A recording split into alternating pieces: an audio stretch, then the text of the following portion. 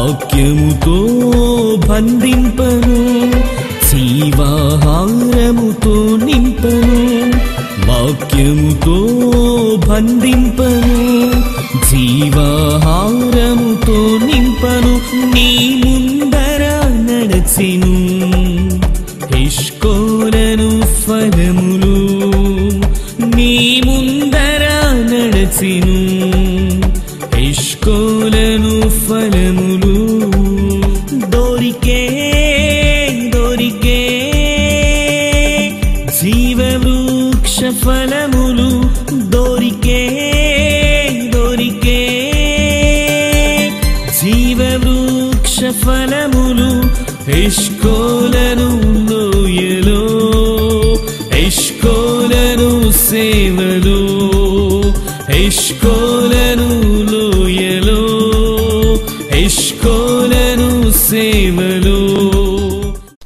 దేవుని నామానికి మహిమ కలుగును గాక. మరొకసారి హెష్కోల్ సందేశం అనేటువంటి టీవీ కార్యక్రమాన్ని వీక్షిస్తున్నటువంటి ప్రేక్షకులందరికీ కూడా నజరేయుడైనటువంటి యేసుక్రీస్తు ప్రభువారి అత్యున్నతమైన నామంలో మరొకసారి మా హృదయపూర్వకమైన వందనాలు మేము తెలియపరుస్తూ ఉన్నాం. అందరూ కూడా బాగున్నారు కదా? మీలో చాలామంది ఈ టీవీ కార్యక్రమాన్ని ఆధ్యాత్మికంగా ప్రోత్సహిస్తూ, ముఖ్యంగా మీ యొక్క ఆర్థిక సహాయాన్ని ఈ టీవీ కొరకు మరి పంపిస్తున్నటువంటి మిమ్మల్ని అందరిని బట్టి నేను దేవుని నామాన్ని ఎంతగానో స్తుతిస్తున్నాను. వారికి కూడా నా ప్రత్యేకమైనటువంటి శుభాభివందనాలు. ఈ దినము కొరకు దేవుని యొక్క పరిశుద్ధమైనటువంటి వాక్యంలో నుంచి మనము ధ్యానం చేయవలసినటువంటి కొన్ని మాటలు మనం తెలుసుకుని ఉందాం. సామెతల గ్రంథము 31వ అధ్యాయము మొదటి నుంచి 2-3 వచనాలు ఈ విధంగా వ్రాయబడి ఉన్నాయి. చదువుతున్నాను, చాలా శ్రద్ధగా ఆలకించుదాం. రాజైన లెమూయేలు మాటలు అతని తల్లి అతనికి ఉపదేశించిన ధ్యేయోక్తి.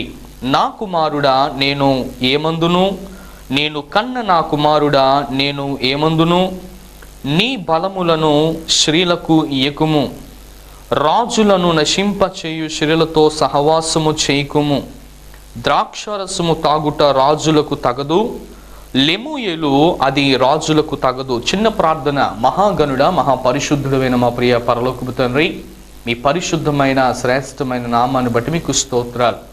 వాక్యమైనటువంటి దేవా, ఈ రోజున మా తల్లుల యొక్క హృదయంలోనికి రండి, మా యొక్క ప్రియ సహోదరుల యొక్క హృదయంలోనికి రండి.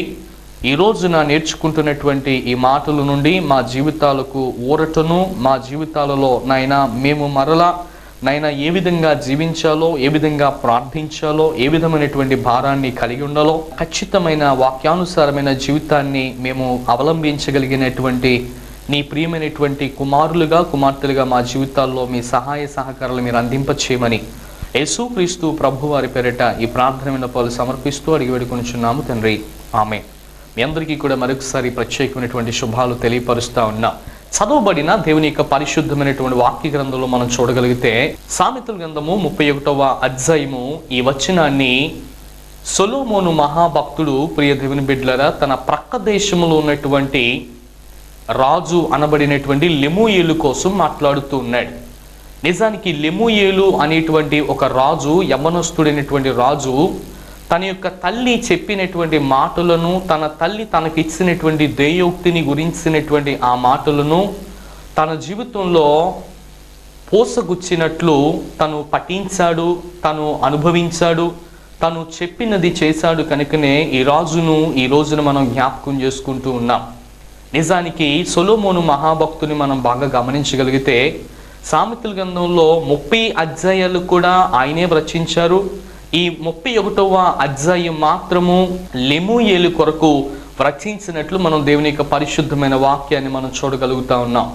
దేవుని పరిశుద్ధమైన వాక్యంలో మొట్టమొదటిగా ప్రియ దేవుని బిడ్డలారా, లెమూయేలు గురించినటువంటి దేయోక్తిని ఆ తల్లి అతనికి ఇచ్చినప్పుడు ఆ మాటల చేత ఆ వ్యక్తికి, ప్రియ దేవుని బిడ్డలారా, దేవుని యొక్క కృపను గురించినటువంటి, దేవుని యొక్క భక్తిని గురించిన లేదా దేవుని గురించినటువంటి దేయోక్తి కలిగినటువంటి ఆ మాటలను తల్లి వివరించినప్పుడు ఆ బిడ్డ స్వీకరించాడు.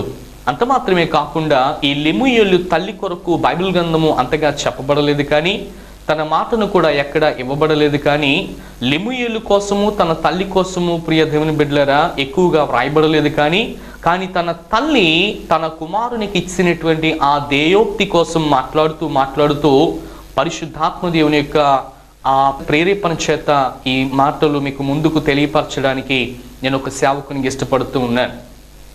చదువుబడిన దేవుని పరిశుద్ధమైన వాక్య గ్రంథంలో లెమూయేలు తల్లి కూడా ప్రియ దేవుని బిడ్డలారా ఒక దినాన్ని ఆమె కూడా వివాహమైన తరువాత చాలా రోజుల తరువాత ఆమెకు కూడా బిడ్డలు లేనటువంటి ఆ సందర్భాలలో ఎన్నో దినాల నుంచి ఆమె కూడా దేవుని మందిరంలో, దేవుని యొక్క సముఖంలో, దేవుని యొక్క సహవాసంలో ఆమె కూడా పాలిభాగస్తులుగా ఉంటూ దేవుని తరపునే ఆమె కూడా ప్రియ దేవుని బిడ్డలారా మంచి వరములాగా ఒక కుమారుని ఆమె పొందుకుంది.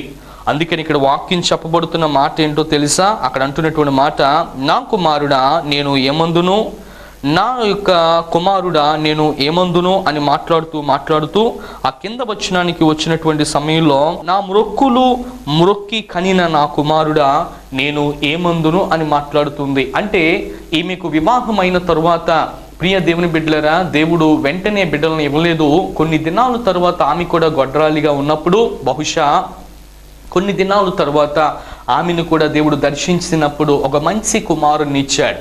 మరి ఆ దినాలలో దర్శించబడక మునుపు ఆమె కూడా బిడ్డలు లేనటువంటిదిగా ఉన్నప్పుడు ఈమె కూడా దేవుని మందిరములో ఆ కుమారుని ఏ విధంగా కన్నది అని అంటే ఆమె కూడా మొక్కింది అని చరిత్రలో మనకి సాక్ష్యం ఇస్తూ ఉంది. బైబిల్ గ్రంథం మనకు తెలియచేస్తా ఉంది. అంత మాత్రమే కాదు ప్రియ దేవుని బిడ్డలారు గమనించండి, ఆ దినము మొదలుకొని ఆ బిడ్డ పుట్టినటువంటి మొదలుకొని ఆ బిడ్డకు దేయోక్తిని ఇచ్చింది, దేవుని గురించి భక్తిని నేర్పింది, శ్రద్ధను నేర్పింది. అంత మాత్రం కాకుండా సమాజములో ఎలా ఉండాలి, సంఘములో ఎలా ఉండాలి, దేవుని మందిరములో ఎలా ఉండాలి, ఎవరితో ఎలా ఉండాలి అనేటువంటి ఆలోచన నేర్పింది అని చెప్పడానికి ఒక సేవకునికి ఇష్టపడుతూ ఉన్నాను.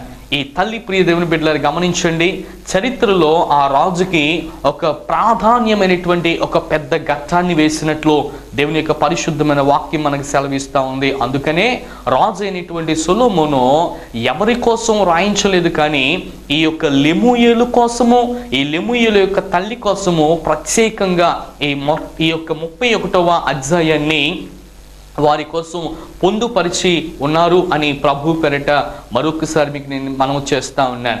దేవుని పరిశుద్ధమైనటువంటి వాక్యంలో ఆమె 2 మాటలను తన కుమారునికి ఇచ్చింది. ఆ 2 మాటలని మరొకసారి మీకు జ్ఞాపకం చేస్తున్నాను, చాలా శ్రద్ధగా ఆలకించాలని ప్రభు పేరిట నా మనవి ప్రియ దేవుని బిడ్డలారా. మొట్టమొదటిగా అంటున్నటువంటి మాటలో మనం చదవబడినటువంటి మాట ఏంటో తెలుసా? ఆమె ఈ లోకంలో ఉన్నటువంటి ఆ బిడ్డతో ఏ విధంగా ముందుకు సాగాలో అనేటువంటి ఆలోచనలను చేసింది.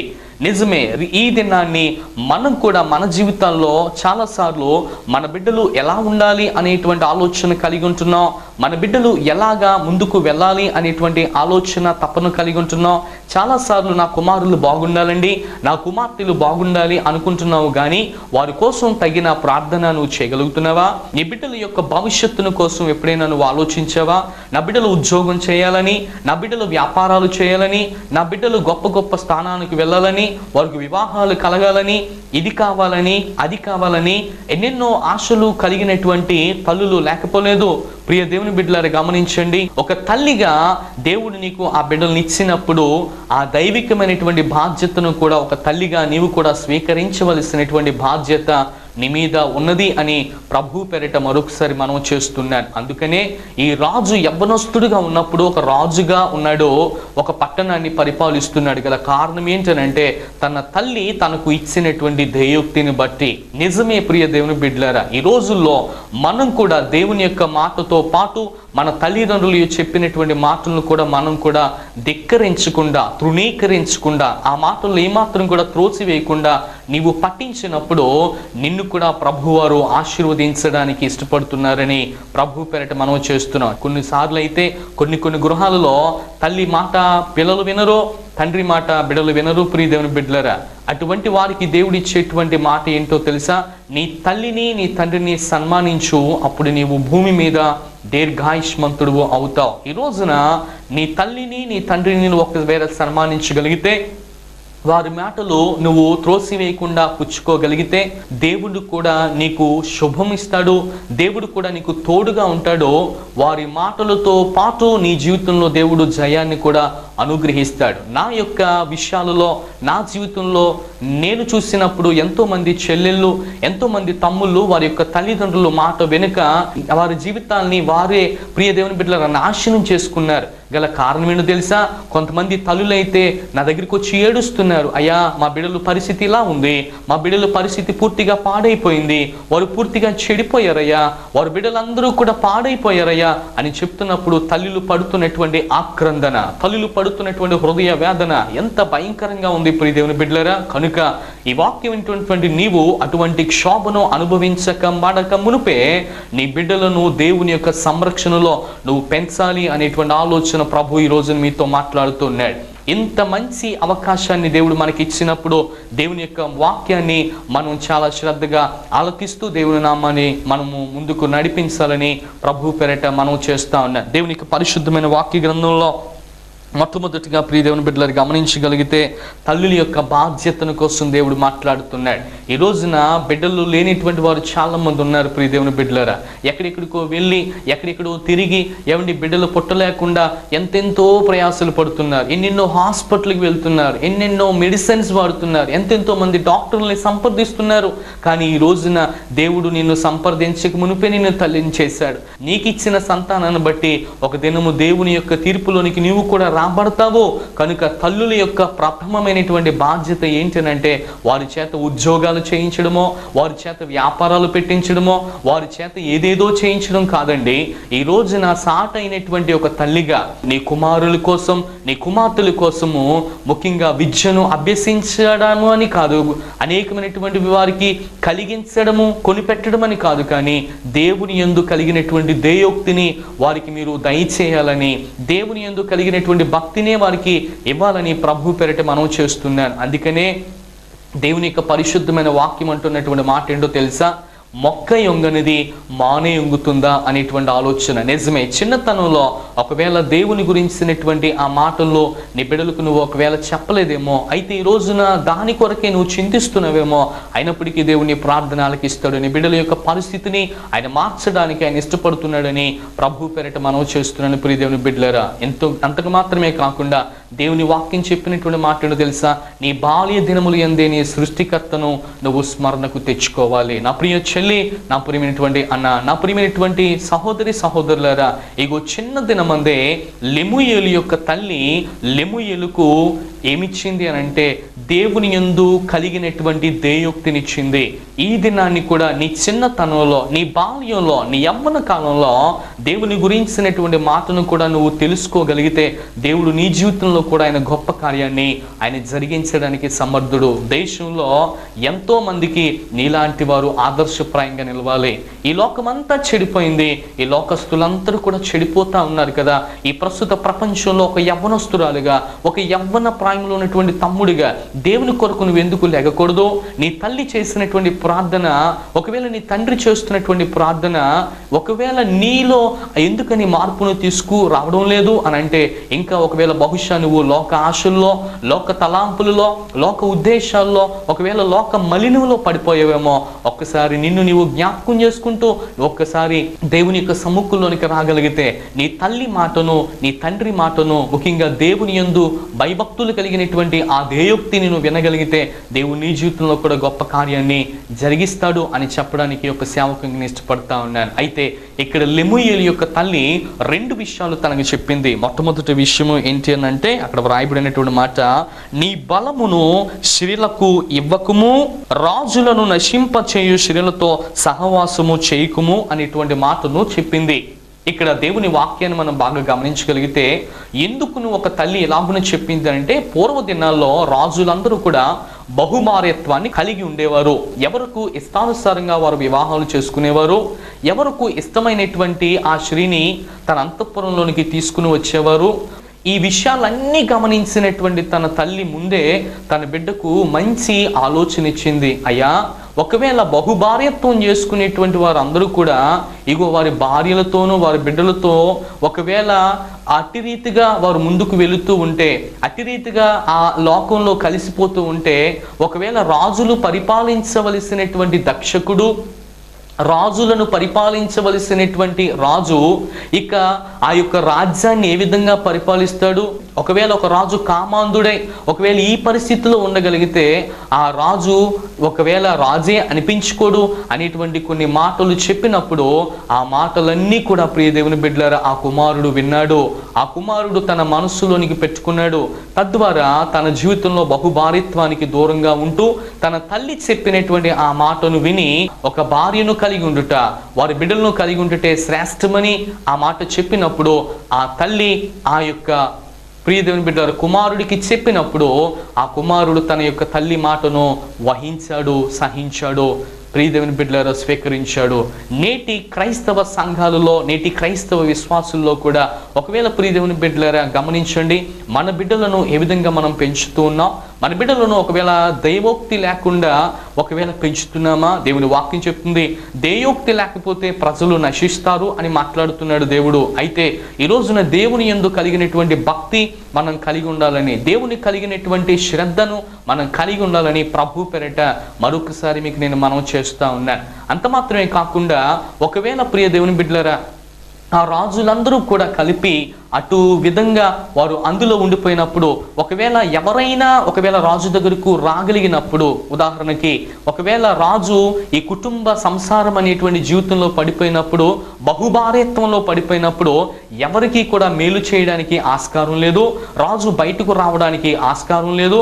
రాజు అంతఃపురంలోనే ఉంటూ అనేకమైనటువంటి దివ్యమైనటువంటి కార్యక్రమాలు అక్కడ జరిగిస్తూ ఉంటున్నటువంటి ఆ సమయంలో బయట ప్రజలలో ఉన్నటువంటి బయట ప్రజలకు ఎటువంటి తీర్పును తీర్చగలడు, ఎటువంటి న్యాయాన్ని చెప్పగలడు, తనంతట తాను బయటకు ఏ విధంగా రాగలడు అనేటువంటి ఆలోచన తన తల్లి చెప్పి ఆ వ్యక్తికి చెప్పిన మాట ఏంటో తెలుసా? బహుభార్యత్వం కోసం చెప్పి చివరికి ప్రియ దేవుని బిడ్డలారా లెమూయేలుకు ప్రియ దేవుని బిడ్డలారా ఒక్క భార్య బిడ్డలు చాలు అనేటువంటి ఒక ఆలోచన కలిగించింది. ఈ రోజున దేవుని వాక్యంలో మనం కూడా చూడగలిగితే ఈ రోజుల్లో చాలా మంది తల్లులు ప్రియ దేవుని బిడ్డలారా గమనించండి, కోడలు బాగోలేదనో, కోడలకు ఒకవేళ వివాహాలు అయినా కోడలకు ఏదో ఒక వంక పెట్టి చాలా మంది ఒకవేళ తల్లులు అనబడినటువంటి వారు ఒకవేళ ప్రియ దేవుని బిడ్డలారా నీ బిడ్డల యొక్క యోగక్షేమాలు కొరకు ఒకవేళ అనేకమైనటువంటి కార్యాల కోసం నువ్వు ప్రోత్సహిస్తున్నావేమో, పాపం కోసం ఒకవేళ ప్రోత్సహించేటువంటి ప్రథమమైనటువంటి ఒకవేళ ప్రియ దేవుని బిడ్డలారా కర్తగా ఒకవేళ నువ్వు ఉన్నావేమో. దయచేసి ఒక విషయాన్ని గమనించండి. ఈ తల్లి అయితే ప్రియ దేవుని బిడ్డలారా గమనించండి, పాపాన్ని ప్రోత్సహించలేదు. పాపంలో నుంచి విడిపించగలిగినటువంటి స్త్రీలతో నువ్వు సహవాసం చేయొద్దు. రాజులు స్త్రీలను ప్రియ దేవుని బిడ్డలారా అక్కడ అంటున్నటువంటి మాట ఏంటి అని అంటే, అక్కడ అంటున్నటువంటి ఒక శ్రేష్టమైన మాట, నీ బలమును స్త్రీలకు ఏమాత్రం కూడా ఇయ్యొద్దు. అంత మాత్రం కాకుండా రాజులను నశింప చేయ స్త్రీలతో సహవాసం కూడా చేయొద్దు. ఒకవేళ స్త్రీలందరూ కూడా కలిపి ఒకవేళ రాజుతో సహవాసం చేస్తే తన రాజ్యరికాన్ని కోల్పోతాడు కనుక, తన యొక్క భవిష్యత్తును కోల్పోతాడు కనుక ఈ తల్లి ముందుగానే ఎరిగి అనేకమైనటువంటి విషయాలు అక్కడ చెప్పడం జరిగిందని ప్రభు పేరిట మరొకసారి మనం చేస్తా ఉన్నాను. కింద వచ్చినాన్ని మనం చూడగలిగితే రెండవ వచ్చినాను, ఆ రెండవ మాట ఆమె అంటున్నటువంటి మాట ఏంటో తెలుసా? ద్రాక్షరసము తాగుట రాజులకు తగదు, లెమూయేలు అది రాజులకు తగదు, మద్యపాన శక్తి అధికారులకు తగదు, త్రాగిన ఎడల వారు కట్టడలను మరుతురు. పట్టణాన్ని పరిపాలించవలసినటువంటి రాజు, ఒకవేళ న్యాయాన్ని జరిగించవలసిన రాజు, ఒకవేళ ప్రజల యోగక్షేమాలను చూసుకోవలసినటువంటి రాజు, అంత మాత్రమే కాదు ప్రియ దేవుని బిడ్డలారా అనేకమైనటువంటి ప్రజల యొక్క అనేకమైనటువంటి పరిస్థితులను పరిపాలించవలసినటువంటి రాజే ఒకవేళ త్రాగుబోతు అయ్యాడు అనుకోండి, ఇక రాజు పట్టణంలోనికి రాలేడు ప్రియ దేవుని బిడ్డలారా, అంతఃపురంలోనే ఉంటాడు, మత్తుడైపోతాడు, బానిస అయిపోతాడు. అంత మాత్రమే కాకుండా ఏమండి ఒక విధమైనటువంటి ఆ చెడుకు బానిస అయిపోతాడు. అటువంటి ఆ రాజు ఏదైనా పరిస్థితుల్లో ఎవరైనా న్యాయాన్ని కోరి వచ్చినప్పుడు ఏమాత్రం కూడా ఆ రాజు ఎవరికి న్యాయం చేయలేడు. కనుకనే ఈ తల్లి మరొకసారి అంటుంది, నీవు మద్యపానానికి అనగా ద్రాక్షారసానికి నువ్వు దూరంగా ఉండాలి అని అంటుంది. ప్రియదేవుని బిడ్డలారా గమనించండి, ఈ రోజుల్లో చాలా మంది ముఖ్యంగా మన భారతదేశం ప్రియదేవుని బిడ్డలారా మద్యము సెలయేరులుగా పారుతుంది. అనేకమైనటువంటి వారు ఈ రోజున ప్రియదేవుని బిడ్డలారా గమనించండి, ఏమండి మద్యానికి దాసులు అయిపోయారు. ఎంతో మంది తల్లులు ఏడుస్తున్నారు, వారి యొక్క కుమారులు మద్యానికి బానిస అయిపోయారని.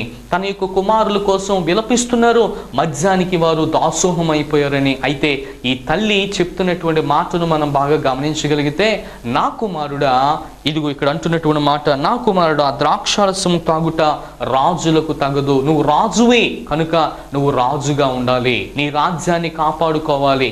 ఒక్కొక్కసారి రాజే మత్తులుగా ఉన్నాడు అనుకోండి, పక్క దేశంలో రాజు ఒక్కసారిగా దండెత్తి వచ్చినప్పుడు రాజ్యం అంతా పోతుంది, అధికారం అంతా పోతుంది, ఏమండి సైనికులందరూ పోతారు, తద్వారా రాజ్యం అంతా కూడా కోల్చబడుతుంది.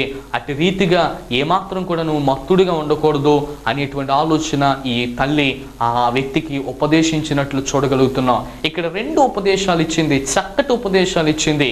మొట్టమొదటిగా స్త్రీలకు నీవు దూరంగా ఉండాలని, ద్రాక్షారసము రాజులకు తగదు అనేటువంటి మాట చెప్పింది.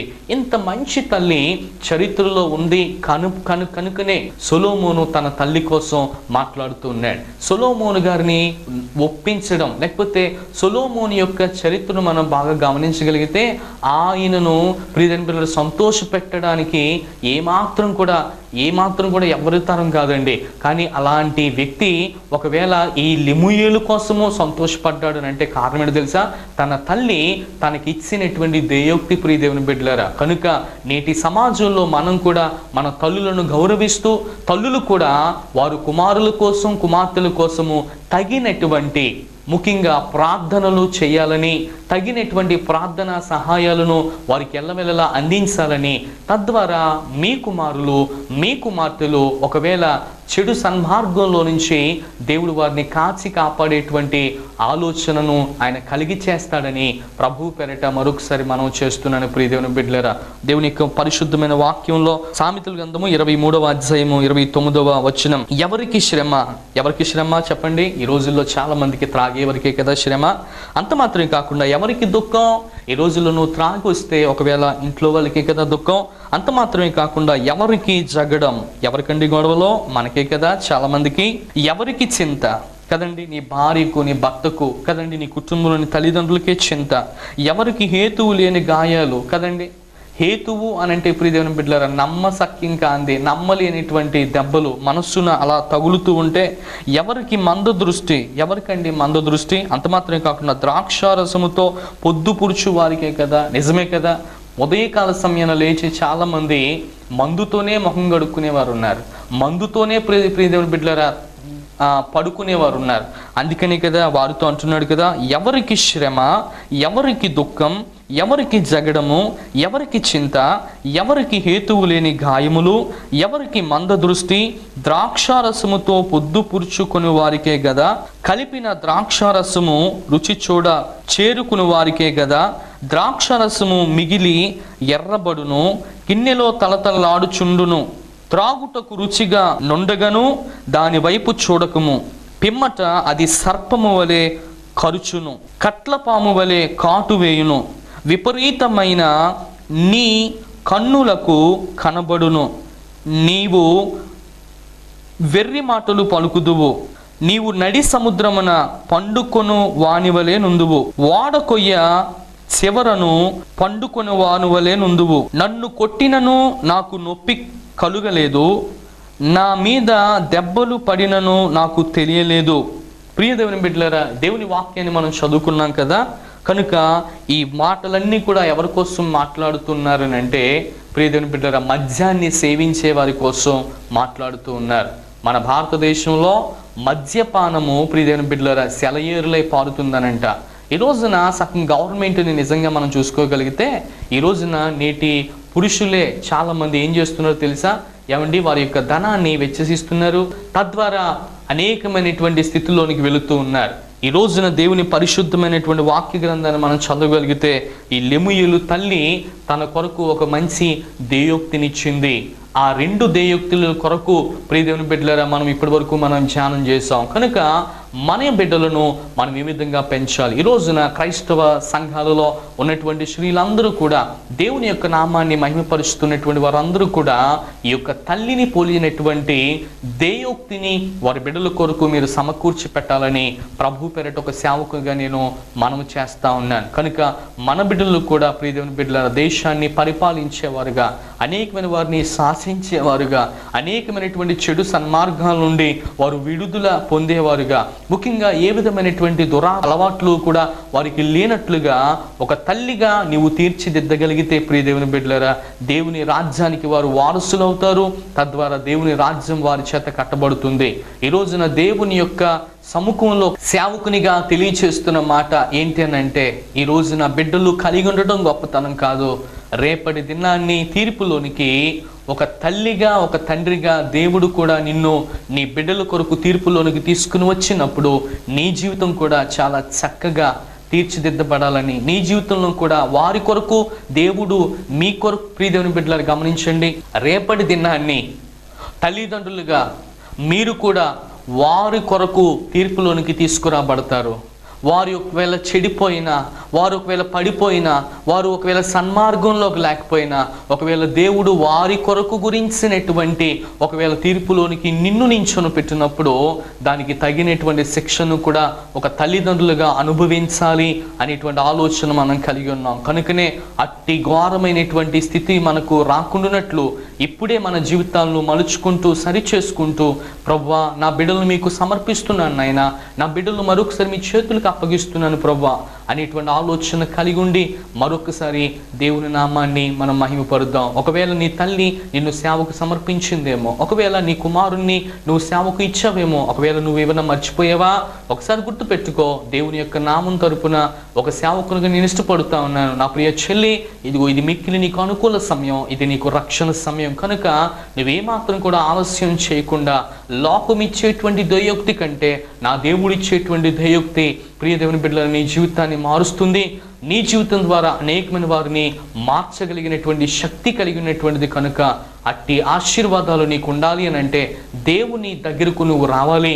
తద్వారా ఈ లోకంలో మన భారతదేశంలో అనేకమైనటువంటి లెమూయేలు లాంటి కుమారులు, లెమూయేలు లాంటి కుమార్తెలు, ముఖ్యంగా అలాంటి తల్లులు లేవనెత్తబడాలని మరొకసారి నా హృదయపూర్వకంగా నేను కోరుకుంటూ ఈ మాటలు నేను ముగిస్తా ఉన్నాను.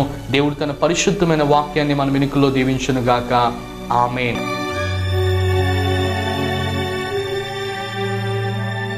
మహాగణుడా, మహాపరిశుద్ధుడైన మా ప్రియ పరలోకపు తండ్రి, మీ పరిశుద్ధమైన శ్రేష్టమైన నామాన్ని బట్టి మీకు స్తోత్రాలు, స్తుతులు, వందనాలు తెలియపరుస్తున్నాం ప్రభువా.